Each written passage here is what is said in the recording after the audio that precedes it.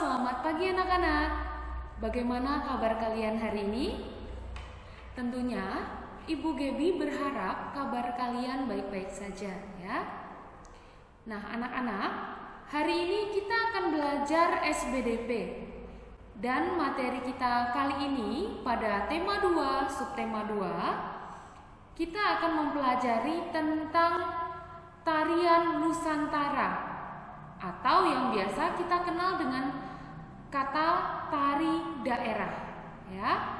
Jadi materi kita hari ini tentang tari daerah. Nah, apa itu tari daerah atau tari Nusantara? Tari daerah adalah tari yang tumbuh dan terus dikembangkan oleh kelompok masyarakat yang berasal dari daerah tersebut. Jadi artinya setiap daerah mempunyai tari daerah asal masing-masing dan tentunya dikembangkan oleh kelompok masyarakat dari masing-masing daerah tersebut. Ya.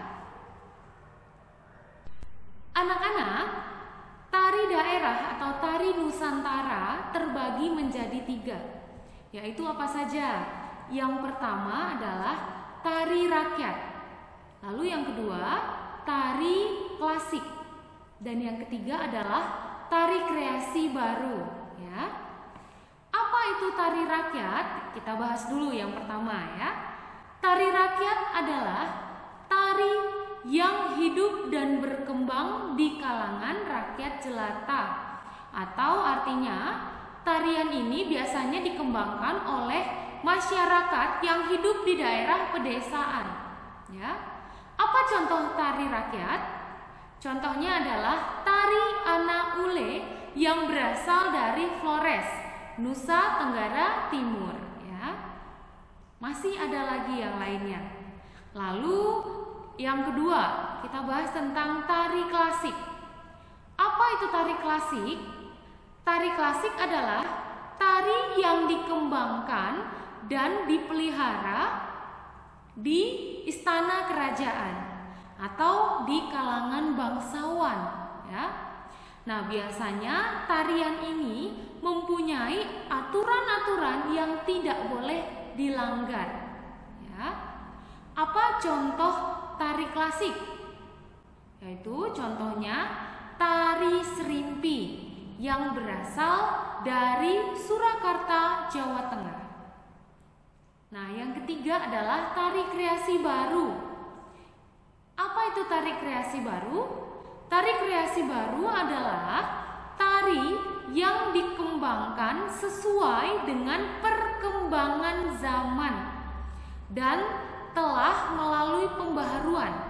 Ya, biasanya telah diperbaharui terlebih dahulu dari tari-tari sebelumnya. Ya. Apa contoh dari tari kreasi baru? Yaitu tari merak yang berasal dari Pasundan, Jawa Barat. Nah, anak-anak, dalam menampilkan tarian daerah, penari-penari biasanya harus memahami bagaimana pola lantai dan apa saja properti yang digunakan saat menari. Tujuannya supaya tari yang ditampilkan terlihat lebih indah dan menarik ya. Nah, kita bahas tentang pola lantai terlebih dahulu. Apa itu pola lantai? Pola lantai adalah formasi berupa garis yang dilalui oleh penari pada saat melakukan gerak secara berkelompok ya. Jadi anak-anak, pola lantai ini biasanya digunakan dalam tarian berkelompok ya. Nah, dalam tarian kelompok ada 2 jenis garis dasar pola lantai yang digunakan, yaitu yang pertama garis lurus, lalu yang kedua garis lengkung ya. Nah, garis lurus ini bersifat memberikan kesan sederhana tetapi kuat. Apa saja jenis-jenis garis lurus? Yaitu garis lurus ke samping atau horizontal. Lalu garis lurus ke depan atau garis vertikal, ya. Lalu ada lagi garis diagonal, kemudian garis zigzag, lalu garis segitiga, garis segi 4, garis segi 5. Ya, demikian contohnya. Lalu tadi yang pertama adalah garis lurus. Sekarang garis lengkung, ya. Apa itu garis lengkung? Garis lengkung bersifat memberikan kesan lemah tetapi lembut, ya, atau lembut tetapi lemah, seperti itu. Nah, apa contoh dari garis lengkung?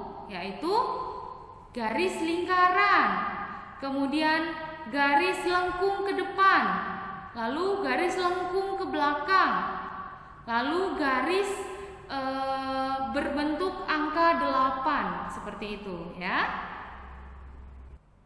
Selanjutnya adalah tentang properti tari, ya.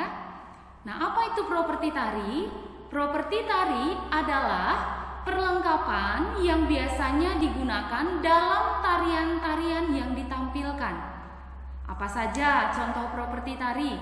Ada banyak, ya, yaitu kipas, lalu payung, piring, kemudian kuda kepang, lalu lilin, dan masih banyak lagi jenis properti tari lainnya, ya.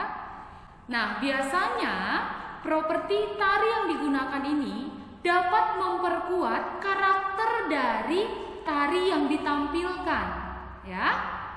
Lalu penggunaan properti tari ini biasanya disesuaikan dengan jenis tari yang akan ditampilkan.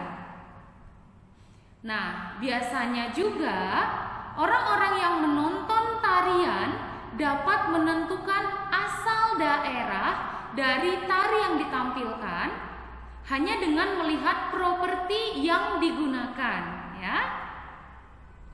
Itu tadi pengertian dari properti tari.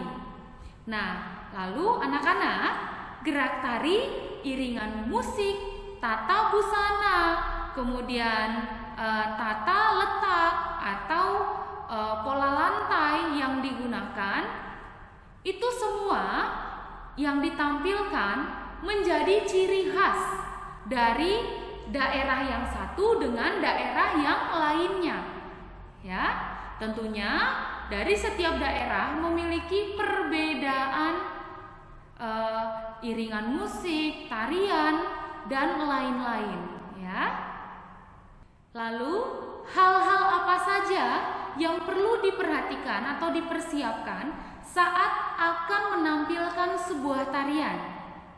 Yaitu yang pertama adalah menentukan judul atau materi dari tari yang akan ditampilkan nantinya, ya.